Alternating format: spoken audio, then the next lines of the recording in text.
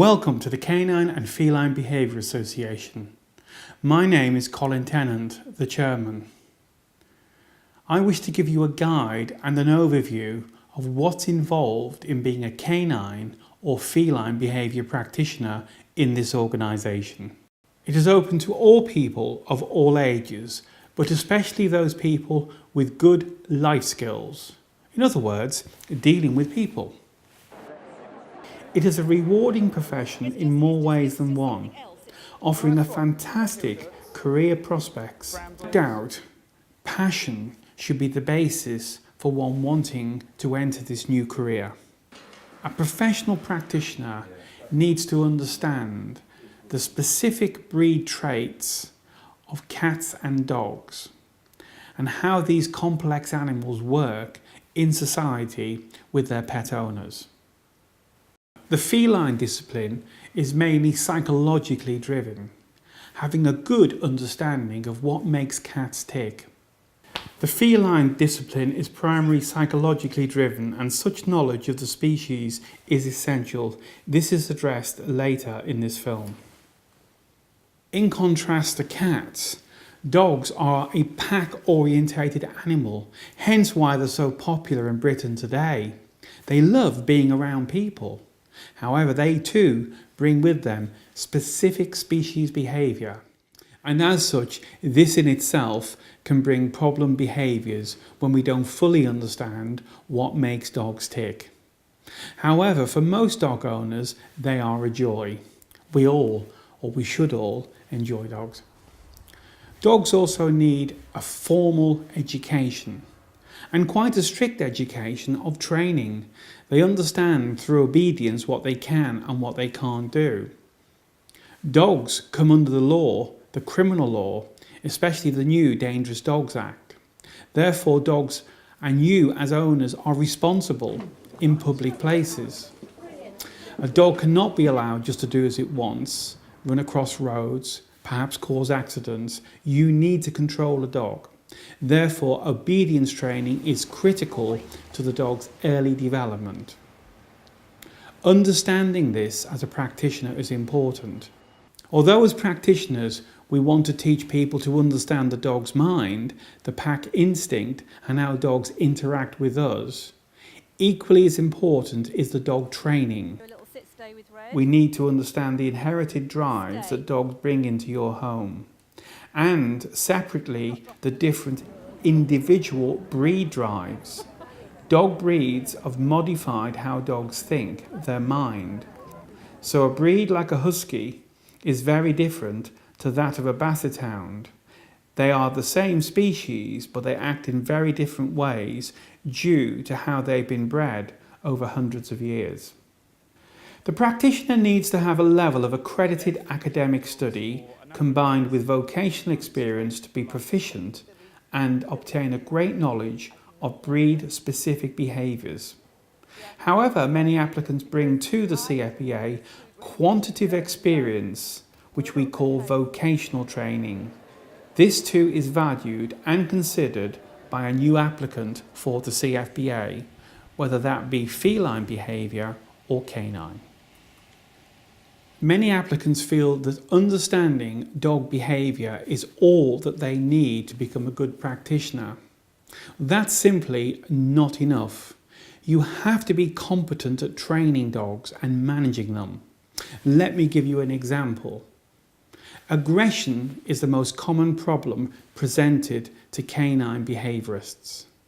So if you have a dog that's dog-on-dog aggression in public places or dog-on-person aggression, eventually, when the modification programs are implemented, you will have to take the client in such places. The client will look to you for direction. They want you to lead by example. The ability to intercede quickly when things are starting to go wrong. This is the real world of dog behaviour. You are in charge. And when you lead by example and the client sees you take their dog and control it with strict obedience and bring that dog into order, and the dog still has a happy temperament and is learning fast, then the client's confidence improves. They see that you can do it.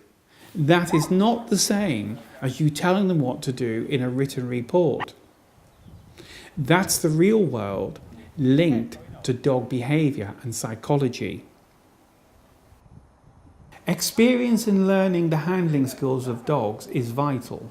Therefore, vocational knowledge is most important. Only when one has handled and managed the most aggressive dogs with serious behaviour problems and in quantity can you gain knowledge which is the foundation of this profession. If you cannot train or handle a dog that displays aggression to dogs and or people, how can you hope to lead by example? In essence, the most successful practitioners are the ones that do lead by example. The public, your clients, are always impressed when they see you get results. There is a risk in this profession. We have strict laws on dog behaviour, which makes our job more difficult when we're trying to rehabilitate dogs. We have to expose these dogs eventually, whatever training and behaviour programme they've been on, to the real world if we want these dogs to live in that environment. So there is risk. The way practitioners work varies a great deal depending on where their practice is located, the part of the country. Practitioners who work in cities will probably have slightly different systems and protocol to those who live in the country. Pet owners will often contact their veterinarian for a referral to see a Cfba full member. And this is mandatory for pet insurance cases. Many owners contact you through recommendation, and that is a good sign of your success and professionalism. Once you've received a referral from a veterinary surgeon, the client will normally come to your centre if you have one. However, some practitioners work from home and only do home visits. The client explains the problem that they're presenting to you in detail. This we term information gathering, trying to collate all the facts together of the problem presented to you. And once you've made the notes and the owner has presented their dog's problems to you in the way they want, they then will ask you to diagnose what you think is wrong with their dog or why their dog is exhibiting the behaviour it does. Now, these can be straightforward or very complex. The time allowed can vary between 1.5 and 3 hours. The average is about 2 hours. That again, the client sees you giving them first-hand advice on what equipment to use. It may be a head collar. It may be other equipment that you're suggesting they use in the home, like an indoor cage. Whatever equipment you want them to use, it is for you to set this down subsequently in a report. You may need to also demonstrate how to handle a difficult dog in a difficult situation. And when their dog becomes aggressive, you will often need stooge dogs to work with, so the client can actually see what you're doing.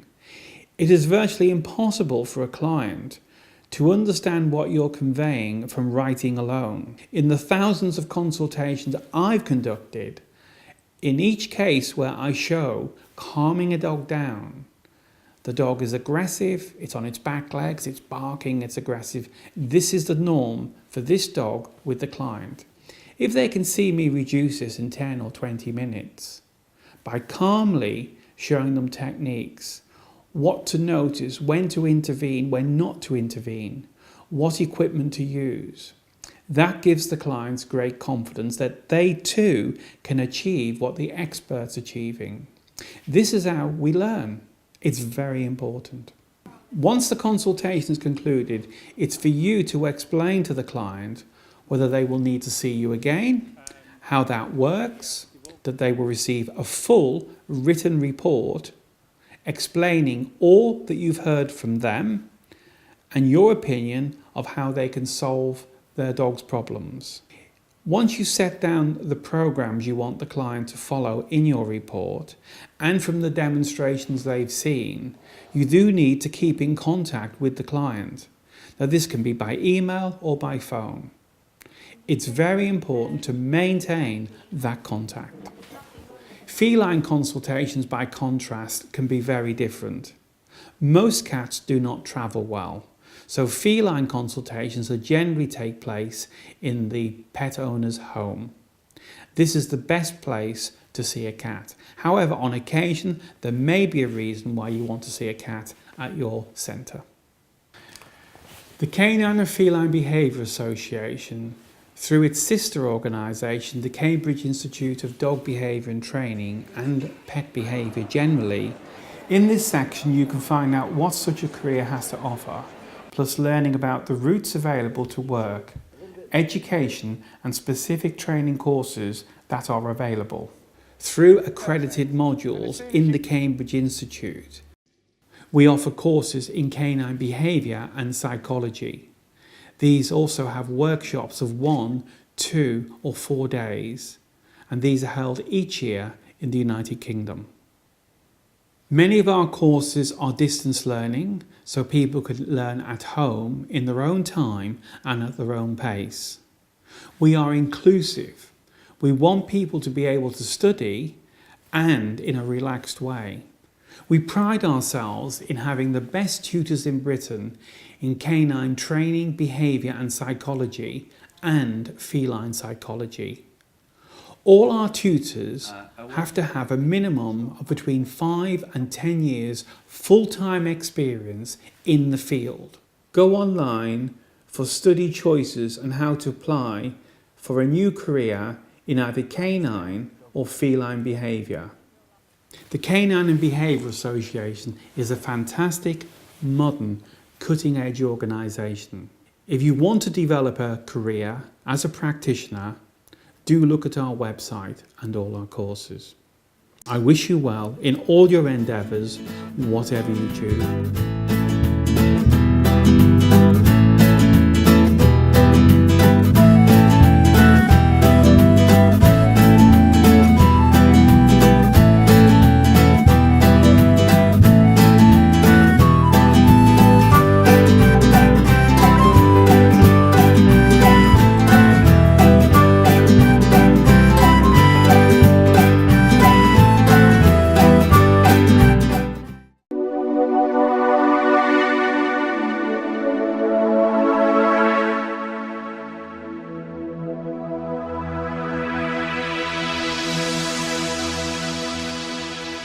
The Canine and Feline Behaviour Association is Britain's leader in canine education through its practitioners for the pet-owning public. It employs Britain's top seminar experts for your professional development. Seminars are exciting and stimulate new and modern ideas from Britain's top experts. Guest speakers impart ideas and are experts in their individual disciplines. Seminars often have film examples of the subject being discussed. Many seminars have audience participation. I've tried not to go with the marketing shots, can you tell? I've tried to go for like the real life ones. Okay, so this is what we see quite often with the dog on a flat collar. And I mean, it's not just the dog, look at this. You know, think of the anatomy, her shoulder's gone, her knee's gone, that knee's gone, this hip here's all twisted. Ending going on, okay? You've got a ligament which runs from the front of that side to the back of this side, and from the front of that side to the back of this side, and it's also known as the ACL, the anterior cruciate ligament, or the posterior cruciate ligament. And it stops these bones when the dogs, or when we move, just falling apart like that. It keeps them nice and tight. It's part of the connective tissue in the body. And you know, footballers are always damaging their cruciate ligaments. And so basically, a way that the cruciate ligament is done is if you're exercising your dog very hard and fast on wet ground, and it just flicks its leg out like that.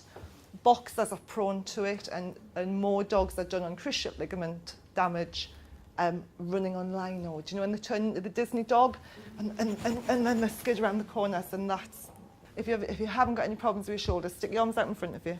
Go on, stick your arms out in front of you. And now, push down with your right arm, look up to the left, and now look up again, Okay, now hold it for 20 minutes and walk, because that's what you do in ticket class. I was only joking, you don't have to. Okay, so in ticket class, it's strict, and that's what today was about. It wasn't about saying this piece of equipment is better than that piece of equipment. It's like, this is this piece of equipment and this is the effects of it. And I deliberately tried to show different types, for example, of harnesses. You had the traditional harness, and then We offer coffee, tea and light refreshments at all seminars. Many seminars have audience participation. Look at these, you need to consider the age, the breed, sex dog, whether it's neutered or spayed. As soon as a dog is neutered or spayed, it needs less food. Energy output, if you've got a dog that's a really busy dog, obviously welcome. I'm actually going to put it in the bin.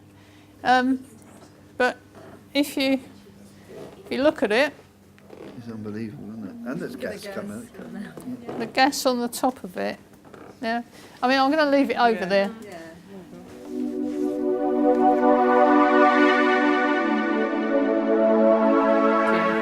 The better it is, or the more it demands food that it can actually digest, which is not carbohydrate, it's raw food or wet food at least.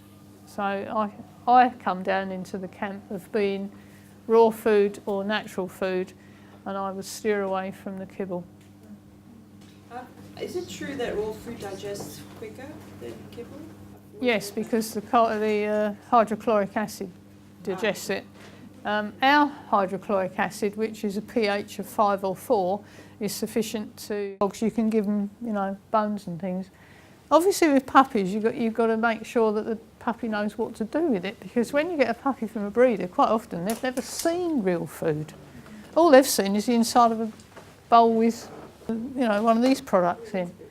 So you have to more or less show the dog what to do with it. You know, you have to make sure that it crunches the chicken wing, or it, you know, I wouldn't suggest you give a puppy a marrow bone with masses of meat on and say, "There, boy," you know, and it'll sit there and look at you, wouldn't it? You have to help them. So a little diagram here. You'll note that treat-based training actually puts weight on dogs. People don't realise that they should actually take the treats, or the equivalent of the treats given, out of their daily ration if you're measuring it. But to be honest, measuring a dog's diet is a bit of a minefield, because my shepherd will eat a lot less than Dieter because he's older. I should think Dieter eats probably twice as much as my Shogun, who's 11. Skill, and hopefully the dog enjoys it. Thank you all for coming.